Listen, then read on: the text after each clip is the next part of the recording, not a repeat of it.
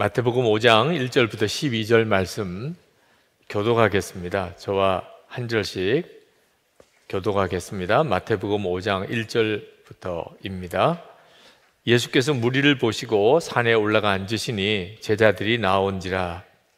입을 열어 가르쳐 이르되 심령이 가난한 자는 복이 있나니 천국이 그들의 것이며 애통하는 자는 복이 있나니 그들이 위로를 받을 것이며 온유한 자는 복이 있나니 그들이 땅을 기업으로 받을 것이며 의에 줄이고 목마른 자는 복이 있나니 그들이 배부를 것이며 긍휼히 여기는 자는 복이 있나니 그들이 긍휼히 여김을 받을 것이며 마음이 청결한 자는 복이 있나니 그들이 하나님을 볼 것이며 화평하게 하는 자는 복이 있나니 그들이 하나님의 아들이라 일컬음을 받을 것이며 의를 위하여 박해를 받는 자는 복이 있나니 천국이 그들의 것입니다.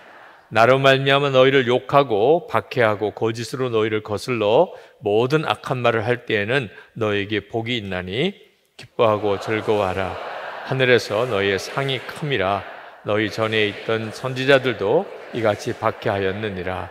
아멘. 우리가 살아가면서 무엇이 더 크고 무엇이 더 작은지 분별할 수 있는 능력을 갖추는 것은 참 중요한 일입니다. 절대로 저절로 되지를 않습니다. 우리가 다 똑똑하고 어지간한 거는 분별할 수 있는 것 같아도 무엇이 더 크고 작은지를 분별할 수 있는 능력이 있는 사람은 참으로 적습니다. 예를 들면 돈 문제는 큰 문제잖아요. 우리가 살아가는 데 있어서 돈 문제처럼 큰 문제가 있을까요? 그런데 사실 아무것도 아닐 만큼 작은 문제입니다. 제가 어릴 때 기억에 의하면 참 가난하게 살았던 것 같습니다. 경제적인 여러 가지 어려움 때문에 밥을 굶을 정도로 어렵진 않았었지만 제 어린 기억에 가난했었다, 그런 생각이 있습니다. 그런데 살았잖아요. 그렇게 가난해도 살았잖아요. 그렇죠? 그러니까 뭐 없으면 없이 사는 거지 뭐. 이렇게 마음 정리만 되면 사실은 가난은 문제도 아닙니다. 그냥 밑바닥에서 시작하지 뭐. 하나님이 먹을 거 주셨고 그저 잠잘 거 주셨으면 그러면 됐지 뭐. 이렇게 마음이 분명하게 정리되면 그러면 돈 문제는 사실 아무것도 아니에요. 그렇게 큰 문제 같이 보여도 아무것도 아닌 문제인 것입니다. 그런데 아주 작은 문제 같이 보이는 것이 실제로는 엄청나게 큰 문제예요. 예를 들면 어느 순간에 마음에 사랑이 식었어요. 어느 순간에 내 마음에 기쁨이 없어졌어요. 언제부터인지 기도가 잘 안 돼요. 심각한 문제가 된 거예요. 주님과의 관계가 심각하게 문제가 생긴 거죠. 우리가 생각할 때는 뭐 마음에 때때로는 우울하기도 하고 뭐 어떤 경우는 감사도 없어질 수도 있는 거고 언제 늘 기쁘기만 할 수 있겠어. 그러니까 우리의 인생이 막 어려워지는 거예요. 기도도 안 되고 기쁨도 없고 내 마음에 사랑도 식어지고 그런 상태에서 무슨 말을 해버리면 그럼 부부싸움 되는 겁니다. 그리고 자녀의 마음에 깊은 상처를 심어주게 되고 부모님의 마음에 상처 심어주게 되고 교우들끼리 시험 생기는 그런 상태에 있을 때 뭘 결정하면 이 사업 하는 게 좋겠다. 이거 하는 게 좋겠다. 나중에 가면 다 망가져버려요. 하나님의 인도를 받을 수가 없으니까. 큰 게 뭔지 작은 게 뭔지 이거 분별하는 것은 참 중요한 문제입니다. 그 눈이 여러분에게 열려야 합니다. 하나님 제게 분별력을 주세요. 무엇이 큰지 무엇이 작은지 주님 제가 알게 해 주옵소서. 암 진단을 받으면 정말 다리가 휘청거리죠. 서 있기도 어려울 정도예요. 암이래. 정말 심각한 문제죠. 그런데 암하고 예수님하고 어느 게 더 크죠? 예수님이 훨씬 크죠. 내 안에 암도 있고 내 안에 예수님도 계세요. 이 점이 분별이 안 되는 성도들이 많습니다. 그건 다 이론일 뿐이고 실제로 암입니다 이런 진단을 받고 나면 그냥 확 꼬꾸라지는 이들도 있습니다. 내 안에 암과 비교할 수 없이 크신 주님이 나와 같이 계신데 이 눈이 뜨이는 것이 우리 삶에 있어서 얼마나 중요한 문제인지 모릅니다. G.K. 체스터턴이라는 영국의 참 대단한 귀한 분이 계신데 그분이 그런 이야기를 책에서 쓰셨어요. 어린아이들이 크리스마스가 되면 양말을 이렇게, 그건 서양 풍습이죠. 양말을 이렇게 걸어놓고 잡니다. 크리스마스 추리에. 그러면 엄마 아빠가 그 아이에게 줄 크리스마스 선물을 그 양말 속에 넣어주죠. 아침에 일어나서 보면 이제 산타크로스가 와서 이제 선물을 주고 갔구나. 그래서 어린애들이 좋아합니다. 그러면서 이 체스터턴이 하는 이야기가 사실 진짜 좋아야 할 것은 그 양말 속에 들어간 자기 발이라는 거예요. 내게 두 발이 이렇게 있다는 게 그 사탕이 또 그 안에 들어가 있는 무슨 초콜릿이나 인형이 내 발과 비교가 돼요. 그런데 어린아이들이 그 양말 속에 들어가 있는 초콜릿이나 사탕을 보고 그렇게 좋아하면서 자기에게 그 양말을 신을 수 있는 발이 있다는 것에 대해서는 그런 기쁨이 없다는 거예요. 어린아이뿐만 아니죠. 여러분 생일에 케이크를 받고 또 선물을 받으면 얼마나 기뻐요. 그죠? 못 받으면 또 세상에 제일 불쌍한 사람처럼 되죠. 누구도 기억해 주는 사람이 없어. 내 생일을 기억해 주는 사람이 없어. 그러면서도 내게 생명을 주신 하나님께 대한 감사는 정말 모르는 거예요. 생일 케이크나 또는 생일 선물과 내게 생명을 주신 하나님의 존재와 비교할 수 있나요? 근데 우리가 그런 정도밖에 안 되는 겁니다. 중요한 것과 중요하지 않은 것을 구분할 줄을 모르는 거예요. 이재훈 목사님이 그분이 쓰신 설교집에 그가 미국에 계실 때 목회자를 위한 리더십이라는 잡지에서 읽은 그 마샬 쉘리라고 하는 사람의 글을 이야기를 하셨습니다. 1991년 11월 22일 오후 8시 20분 톱이라고 하는 아이가 태어났습니다. 그런데 유전학적인 희귀 질병을 안고 태어나 세상에 나온 지 2분 만에 죽고 말았습니다. 그리고 3개월 후에 그의 2살 된 딸마저 죽고 말았습니다. 그는 엄청난 상실감에 사로잡혀 하나님과 씨름했습니다. 하나님, 이렇게 2살 되고 2분 만에 그렇게 데려갈 거라면 왜 주셨나요? 그렇게 애통하며 기도할 때 하나님께서 말씀하셨습니다. 아니다, 아들아. 나는 내 자녀를 2분만 살게 창조한 것도 2년만 살게 창조한 것도 아니란다. 나는 너를 40년 혹은 50년 또는 100년 살게 창조한 것이 아니라 누구나 영원히 살게 창조한 것이란다. 주님의 음성을 듣고 나니까 우리 아이가 2분만 사는 게 아니고 2년만 사는 게 아니고 하나님의 품에서 영원히 사는 거구나. 그리고 답이 왔어요. 네. 그 견딜 수 없는 슬픔, 이해할 수 없는 하나님의 역사에 대해서 가지고 있었던 마음의 원망 다 사라졌어요. 눈이 뜨이니까. 무엇이 더 중요한지를 보는 눈이 뜨이고 나니까, 그러니까 내 마음과 생각이 완전히 달라졌어요.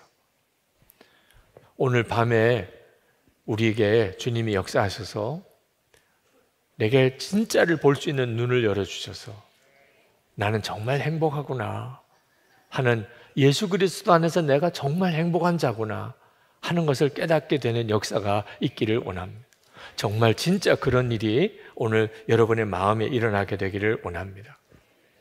우리가 더 이상 어려움이 없기를, 그걸 행복의 조건으로 생각하면 안 됩니다. 아무런 어려움이 없기를. 초점은 거기에 있지 않아요.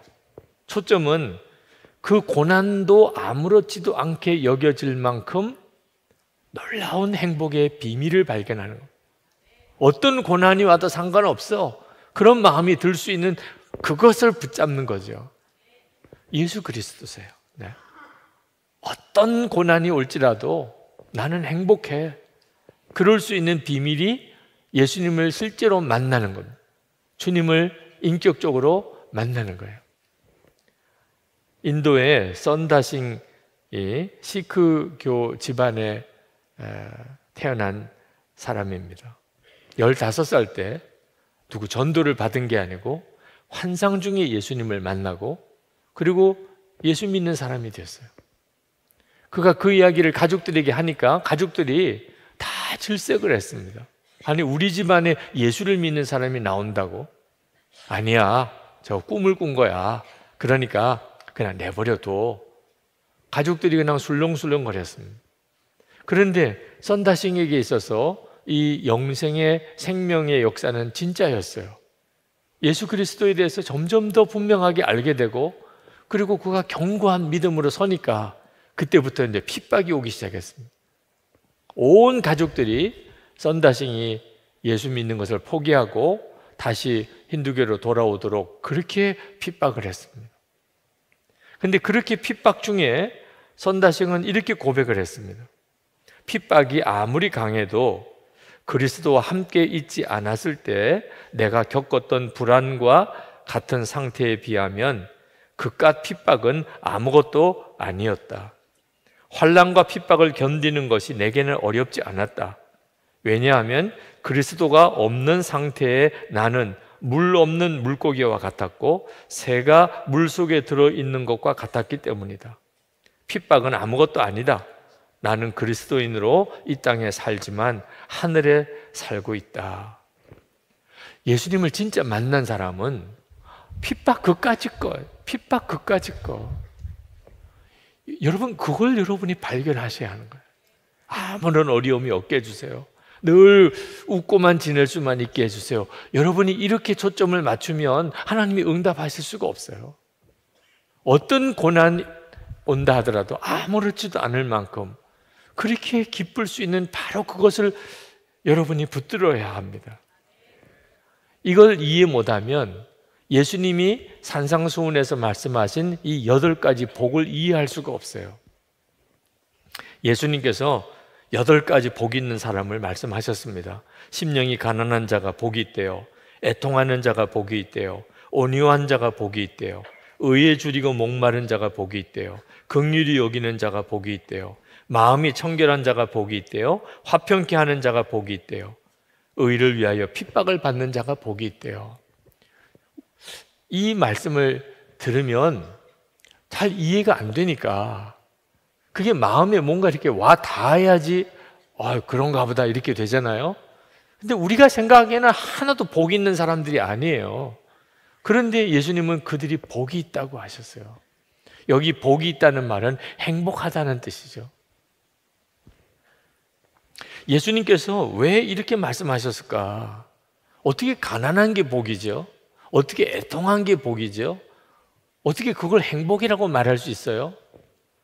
예수님께서 그 사람이 행복하다고 말씀하신 것은 그것 때문에 예수님과 관계가 더 깊어질 수 있기 때문에 그런 것입니다.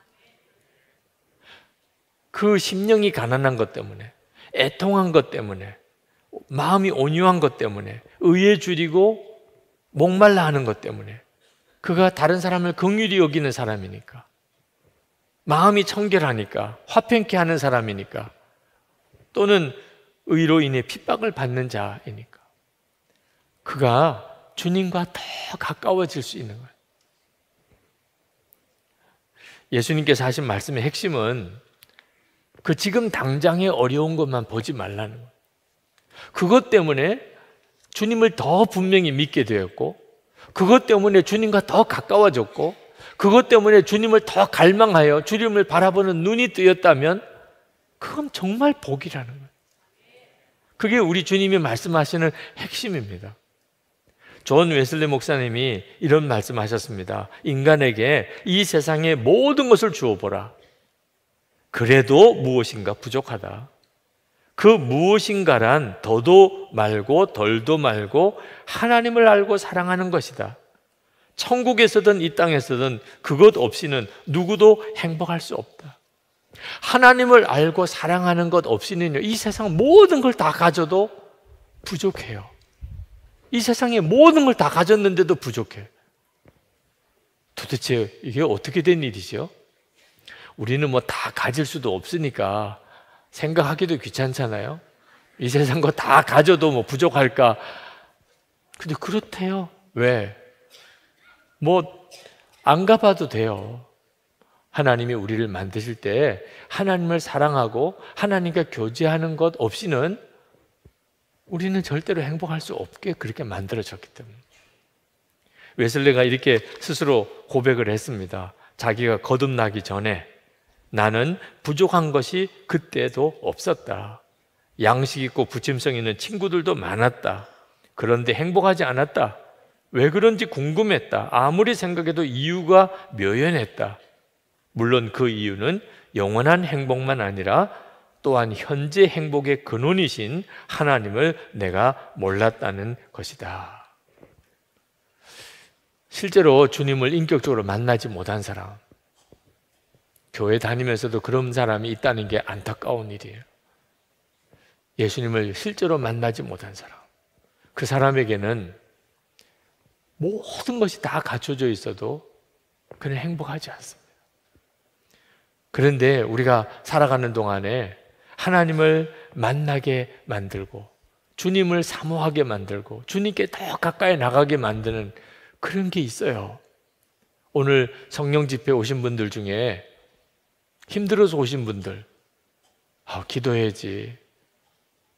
집에서 뭐 자야고 싶을 정도로 피곤하지만 그래도 지금 잠을 자도 마음이 편안할 것 같지가 않아.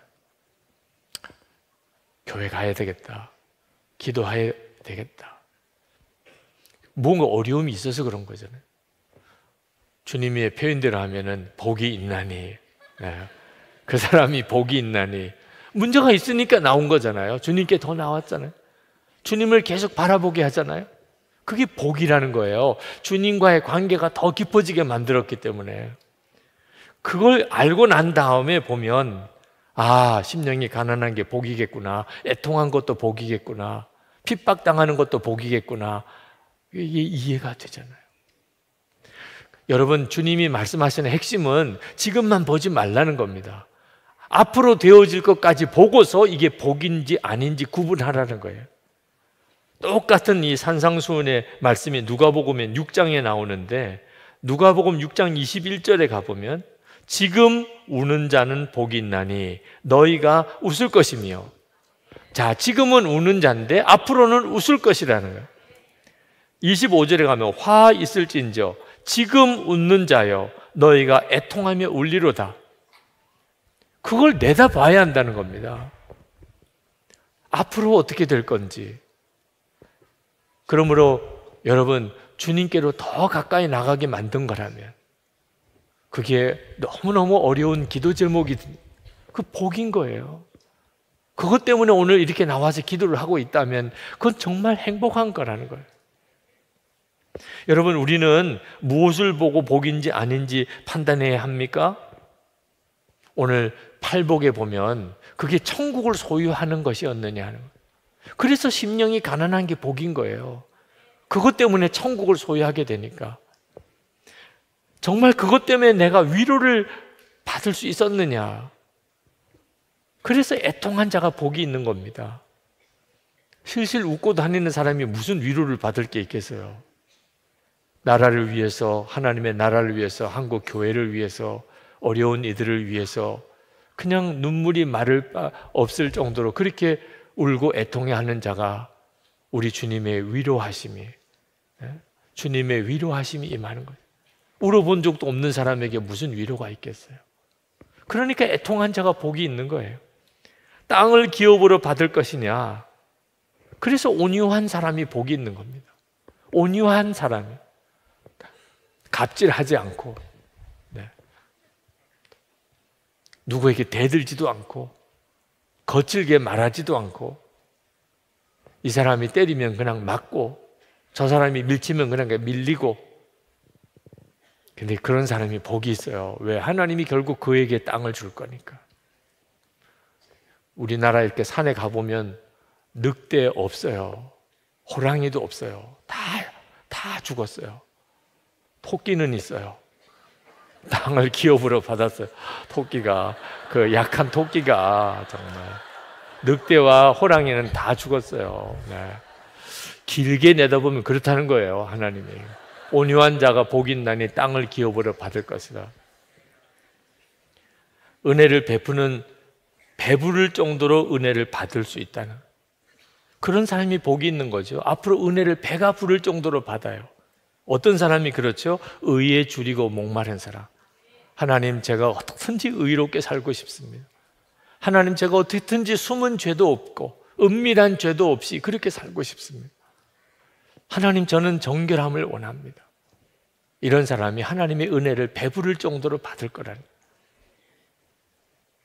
긍휼히 여기는 자는 긍휼히 여김을 받을 것이니까 그가 복이 있는 거예요. 하나님을 볼 것이냐, 그 사람이 복이 있는 거죠. 하나님을 보는 사람. 그래서 마음이 청결한 자가 복이 있는 겁니다. 하나님의 아들이라고 일컬음을 받는 게 얼마나 복이 있어요. 그래서 화평케 하는 자가 복이 있는 겁니다. 하나님 앞에서 상을 받는 게 얼마나 복이 있어요. 그래서 지금 의를 위하여 핍박당하는 자, 욕먹는 자, 비난당하는 자, 그런 사람이 복이 있는 거예요. 그러니까 지금의 좋으냐 나쁘냐만 놓고 보면 전혀 복이 있을 사람이 아닌데, 앞으로 하나님이 하실 것을 내다보면 아, 이 사람이 진짜 복이 있구나 하는 것을 알 수 있게 돼요. 우리는 철이 없어서 늘 부유하면 좋겠고, 늘 웃고 지내면 좋겠고, 그죠? 그냥 엮이기 싫은 사람하고는 이제 상종 안 했으면 좋겠고, 그죠? 늘 배부르면 좋겠고, 그죠? 좀 힘도 좀 있으면 좋겠고, 감출 것은 좀 적당하게 감추고, 숨길 건 적당하게 숨기고, 그게 재미잖아요. 그죠? 그렇게 좀 세상을 즐기면서도 살고 싶고, 고생이라는 고생은 정말 조금이라도 하기 싫고, 그게 우리의 철없는 생각이에요. 그런 걸 행복이라고 생각하는 경향도 있어요. 근데 그러면 영혼이 완전히 황폐해져 버려요. 실제로 그렇게 사는 사람은 영혼이 완전히 황폐해져요. 그는 하나님에 대한 갈망이 없게 돼요.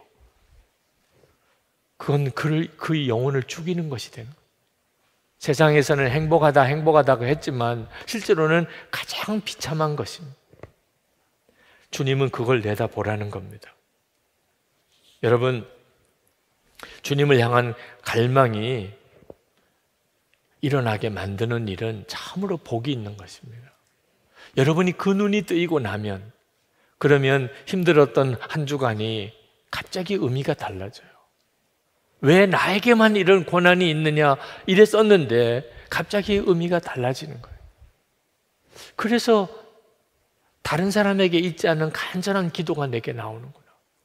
그래서 나는 점점 더 주님께로 가까이 가는구나. 영적인 눈이 뜨이고 난 다음에서야 비로소 행복하다, 불행하다 판단해야 한다는 겁니다. 제가 참 좋아하는 선교사님 중에 조동욱 선교사님이라고 계신데, 인도 선교사님이셨습니다. 지금은 아니니까요. 지금은 네팔에 가 계십니다. 20년 동안 인도에서 실리구리에서 신학교를 세우고, 그리고 그 신학교를 든든히 이렇게 갖고 참 훌륭한 이제 신학교가 되게 만들었습니다. 인가된 신학교로. 그런데 인도 당국에 의해서 이제 강제 추방을 당하게 됐습니다. 20년 동안 그렇게 애지중지 세웠던 신학교, 그리고 학생들, 그리고 교수들, 그리고 여러 가지 이제 스쿨들 만들어 놓은 스쿨들 다 내려놓고 그냥 떠나야 됐어요. 그때 쓰신 글입니다. 저의 선교지는 히말라야 산자락입니다. 네팔과 부탄 중간에 중국으로 넘어가는 히말라야 길목에 자리하고 있습니다. 사역 초기 몇 년 동안은 저희 부부 주변은 아무것도 없는 형편에 둘러싸여 지냈습니다. 먼저는 한국 사람이 없었습니다. 나를 지도해 줄 감독이 없었습니다. 내가 잘못하면 꼬집어 줄 장로님이 없었습니다. 한국말로 설교할 기회가 없었습니다. 설교를 한다 할지라도 그 설교를 들어줄 성도가 없었습니다. 물론 김치도 없었고 커피도 없었지만 그런 건 아무 문제가 아니었습니다. 그처럼 없는 것으로 가득한 그 자리에 나를 가득 채워주는 것이 있었습니다. 하나님의 은혜가 넘쳤습니다. 평안이 넘쳤습니다. 하는 일들이 잘 될 것이라는 확신이 넘쳤습니다. 무엇보다 기쁨이 넘쳤습니다. 왜였을까요? 나의 주권을 포기한 그곳에 예수님 그분이 나를 다스렸기 때문이었습니다. 그러다가 저는 선교지를 떠나야 해서 신학교의 지도력과 선교 재산을 현지 형제들에게 넘겨주기 위해 재산 목록을 작성해야 했습니다. 신학대학 캠퍼스의 건물, 개척된 교회들과 호산나 스쿨의 동산과 부동산, 그리고 신학생들과 교수들, 목회자들과 교인들, 그리고 호산나 스쿨의 학생들과 교사 등 우리는 선교 재산 점검 결과를 보고 모두 놀랐습니다. 하나님께서 엄청난 일을 행하셨구나 감탄했습니다. 정말 아무것도 없었거든요. 정말 아무것도 없이 시작했거든요. 그런데 이 모든 것이 어디서 생겼느냐는 것입니다. 그 감격이 너무나 커서 그 큰 선교 재산을 인도 형제들에게 넘겨주는 것에 안타깝지 않았고 선교지를 떠날 때 감격할 수 있었습니다. 참 여러분 진짜 우리도 이제 눈이 뜨야 돼요. 조동욱 선교사님이 동해에 큰 예배당을 건축을 하고 목회를 잘 하셨어요. 그 지역에 정말 대표적인 그런 목회자가 될 그런 분이셨습니다. 근데 하루아침에 인도 선교사로 가시겠다. 그 때문에 저도 선교사로 갈 뻔했어요. 아, 저래야 되는 거구나 이렇게 생각했어요. 근데 하나님이 저는 막으시더라고. 너는 보내는 선교사를 해라. 그래서 그때부터 열심히 선교사 보내는 일을 지금까지 하고 있는데 하여튼 그렇게 선교사로 떠나셨어요. 정말 아무것도 없이 다 내려놓고 없는 것으로 충만한 삶을 사셨어요. 그런데 20년 인도 선교사 끝나고 이제 추방당할 때 보니까 세상에 이게 다 어디서 난 거죠? 정말 나는 죽고가 되니까 예수님으로 살고가 있는 겁니다. 모든 것을 주님께 다 드리고 나니까 하나님이 모든 것을 다 주신 거죠. 그러면서 이 조동욱 선교사님이 이렇게 권합니다. 그 글 속에서 여러분 가난해지기를 선택하고 그것을 실천해 보십시오. 성경에 너희는 이렇게 기도하라. 우리에게 일용할 양식을 주옵시고 우리가 세상에 아무것도 가지고 온 것이 없음에 또한 아무것도 가지고 가지 못하리니 우리가 먹을 것과 입을 것이 있은즉 족한 줄로 알 것이니라 하셨습니다. 여러분 가난을 즐길 준비를 해보지 않으시겠습니까? 하나님이 복의 근원임을 믿는다면 가난해지기를 결정해 보시기 바랍니다. 내가 가난해지려 할수록 하나님은 그 가난이란 지붕 아래에 수많은 행복을 채워주십니다. 먼저 영혼이 가벼워지고 상쾌해지는 행복이 옵니다. 아주 작은 것에도 엄청나게 감사하고 감격하는 행복이 안겨옵니다. 그런가 하면 가난을 선택한 우리 마음에 하나님의 은혜, 평강, 그리고 능력 등 무수한 하늘에 속한 복들로 가득 채워집니다. 가난은 하나님이 부어주시는 복을 채우는 영적 곳간입니다. 가난을 선택하는 것은 인생의 주권을 하나님께 맡기듯이 나의 행복 추구 주권을 하나님께 넘겨드리는 실제적인 행동이라 할 수 있습니다. 사람의 손으로 만든 행복이 아닌 하나님이 공급하시는 행복을 누릴 수 있습니다. 그렇지 못하면 돈을 사랑함이 일만하게 뿌리가 되나니 이것을 사모하는 자들이 미혹을 받아 믿음에서 떠나 많은 근심으로서 자기를 찔렀다 한 것처럼 욕심을 부리면 불필요한 영적 육체적 에너지 소모로 인하여 목숨을 단축시키거나 욕심이란 함정에 스스로 빠지기도 합니다. 부담스러우세요? 괜히 들었어요. 조동욱 선교사님 말씀대로 할까봐 겁이 난다 이러세요? 네. 하나님께서 오늘 이 밤에 여러분에게도 진짜 그 눈이 뜨여주기를 그렇게 축복합니다. 네. 어떤 것이 좋고 나쁘고를 그 눈앞에 있는 걸 보고 판단하면 안 됩니다. 이것이 앞으로 나에게 어떤 결과를 가져다 줄 건가? 정말 주님과 친밀해지는 것, 주님을 더 알게 되는 것, 주님으로부터 공급받는 것이라면 그러면 그게 복인 것이에요. 그래서 조동욱 선교사님이 당신이 실제로 20년 동안 그렇게 살아봤기 때문에 가난하게 살아보라고까지 추천하는 겁니다. 여러분, 우리 안에 행복의 기준이 분명하지 않으면 그러면 결코 진정한 행복 누려보지 못합니다. 행복할 수 없게 해주는 것만 끊임없이 평생 쫓아다니다가 그러다가 마음 다 무너지고 육신 다 병들고 그리고 관계 다 깨지고 그렇게 끝나는 거예요. 상황과 형편에 따라 행복하다 불행하다 마음이 요동하게 되는 것입니다. 여러분, 제가 여기저기 나가서 이렇게 집회를 인도하면 그러면 꽤 반응이 좋아요. 믿어지지 않으실지 모르겠지만 하여튼 꽤 반응이 좋아요.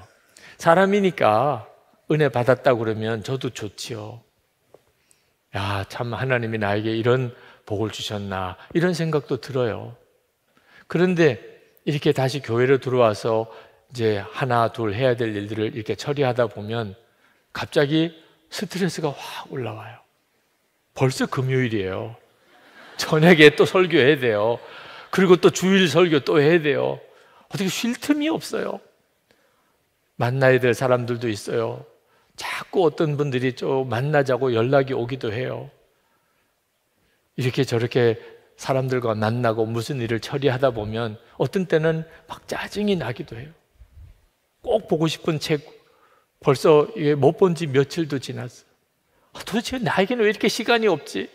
하나 언제까지 이렇게 살아야 돼? 그런 불행한 마음이 마음속에 확 들어와요.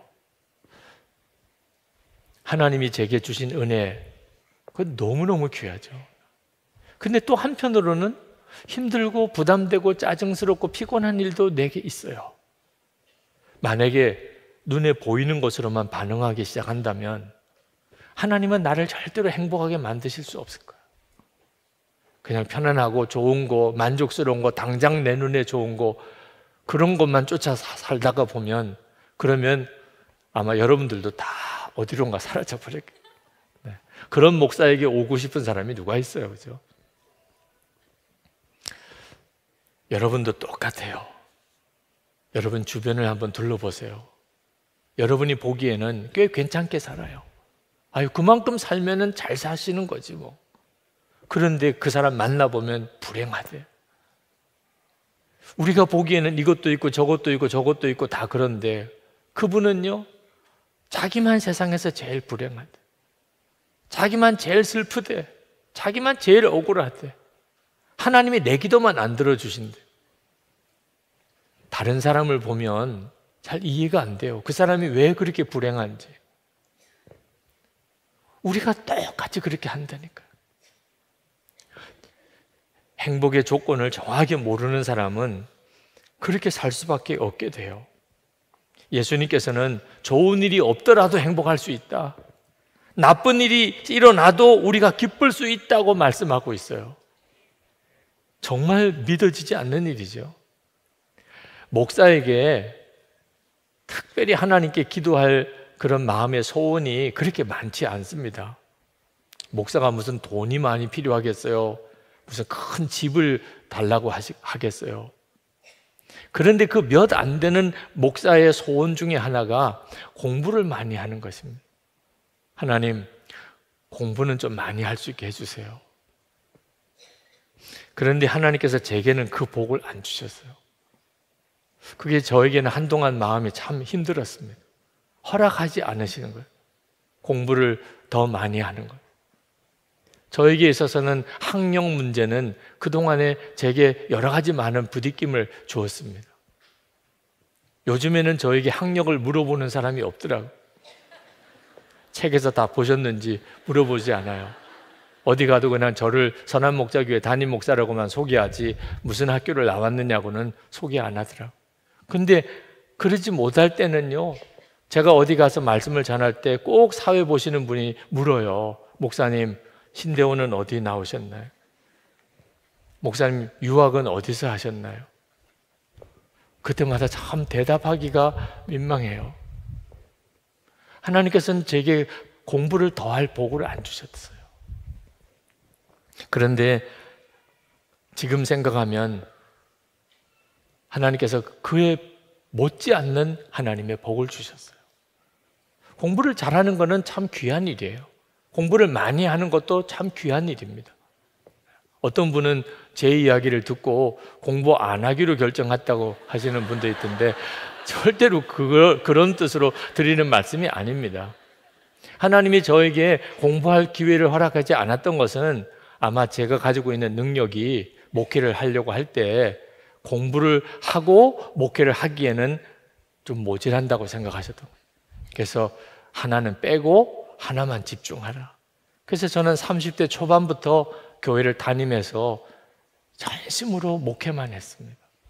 그런데 한국 교회 목회 현장이 엄청나게 빨리 바뀌었어요.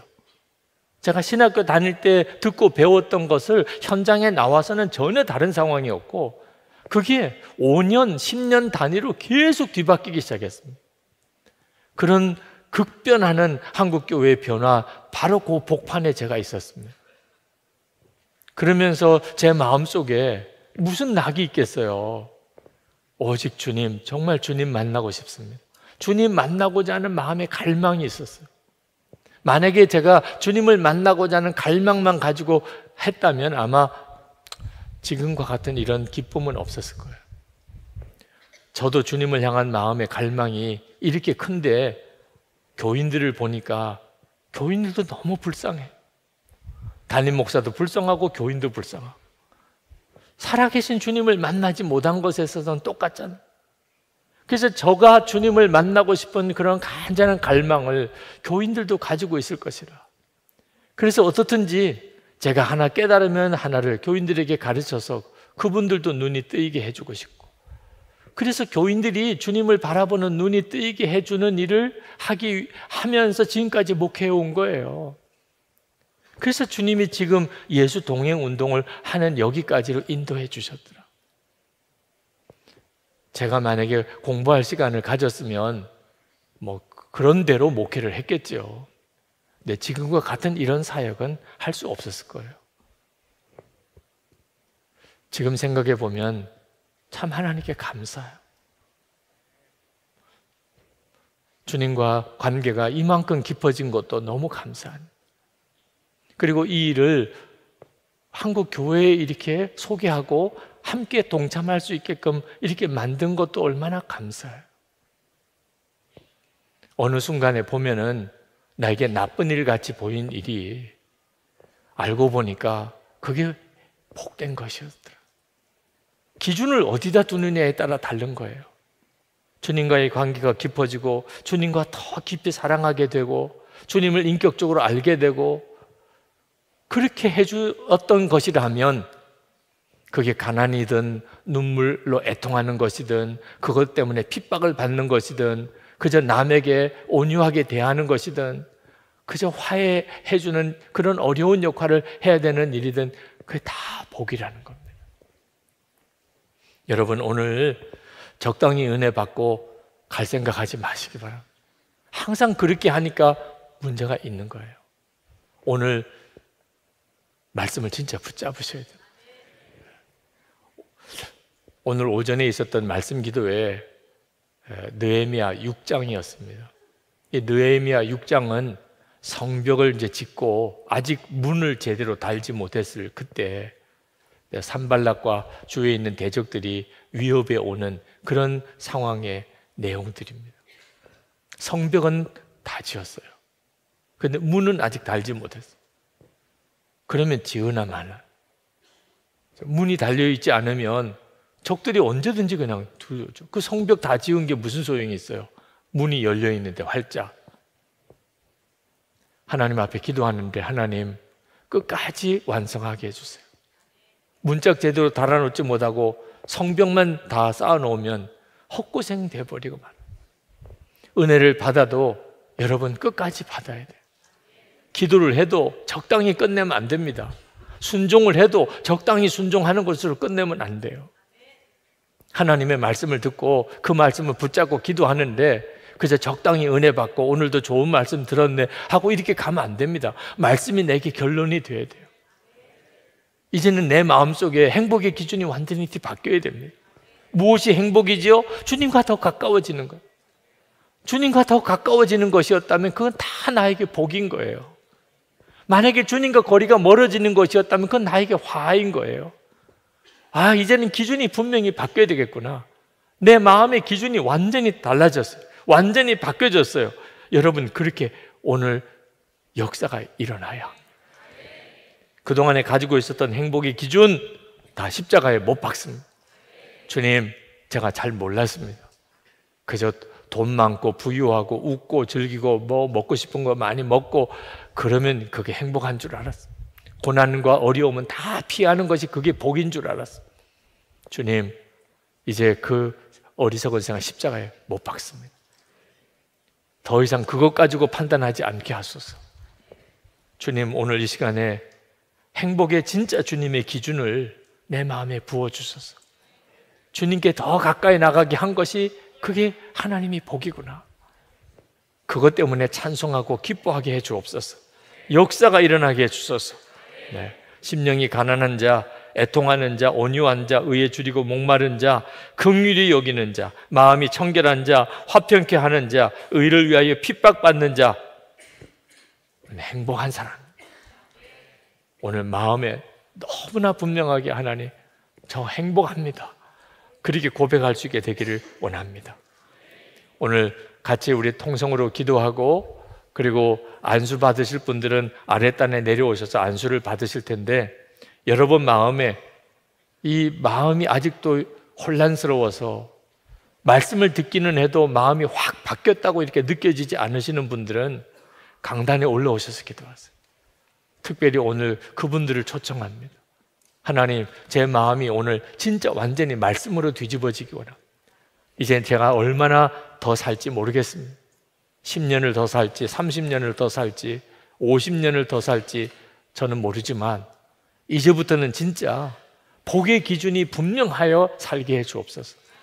그래서 5년 지나고 10년 지나고 20년 지나고 지나면 지날수록 야, 정말 하나님이 나에게 복을 주셨구나. 그렇게 간증하며 살 수 있게 해 주옵소서. 그 길을 찾아갈 수 있게 해 주옵소서. 지금도 여전히 마음이 불행하다고 생각하시는 분, 그분들도 강단에 올라오세요. 오셔서 주님께 정말 부르짖으세요. 성령님만이 마음을 바꾸실 수 있습니다. 여러분이 마음을 열어야 주님이 들어오실 수 있습니다.